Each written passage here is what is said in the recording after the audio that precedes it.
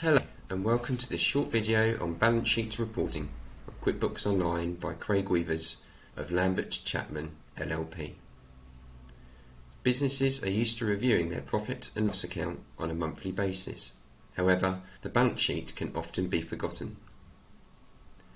The balance sheet gives a snapshot of the company assets and liabilities at any point in time, but looking back in time is equally important to identify balances that may not be moving.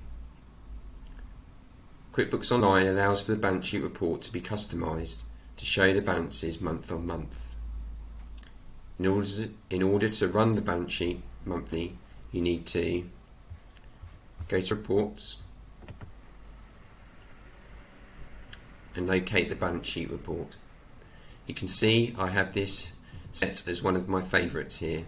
However, if this is not the case for you, then you will find the balance sheet report under the section Business Overview.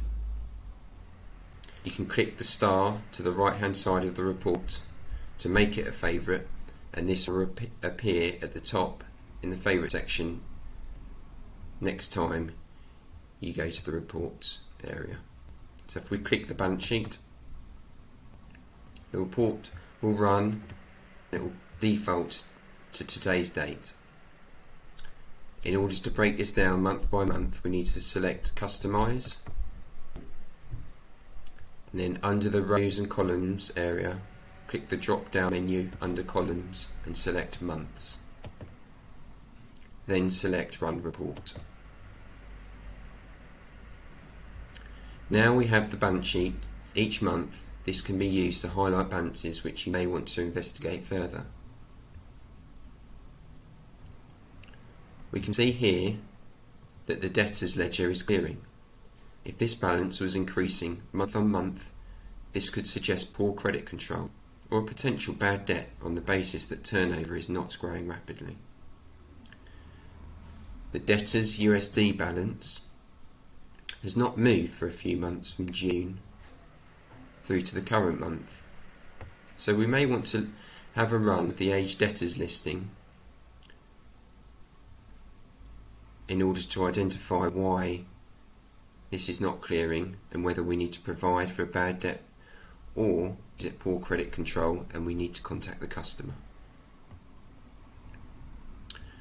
The credit card balance remains the same each month from January through to April. This may be something to be looked into, and whether poor bookkeeping is as a result of this when payments are actually being made each month. Keeping track of retained profits is also very important, particularly when directors' income packages include dividends. Running the balance sheet each month will show when dividends cannot be declared due to insufficient reserves and what profits the business needs to generate in order to allow dividends in the future. It should be noted that before a dividend is declared, reserves are reviewed at the point of payment and declaration, and this should not be done on a retrospective basis. We can see here from the balance sheet that we have retained earnings from the previous financial period. However, for month 1, January, a loss has been made. Month 2 is profit making, and by month 3 we're back in a retained profit for the current financial year. So that's a brief run through a monthly balance sheet report on QuickBooks Online. If you would like to discuss this report in more detail, then please get in touch with Craig Weavers on 01376 326 266 or email craig.weavers@lambert-chapman.co.uk.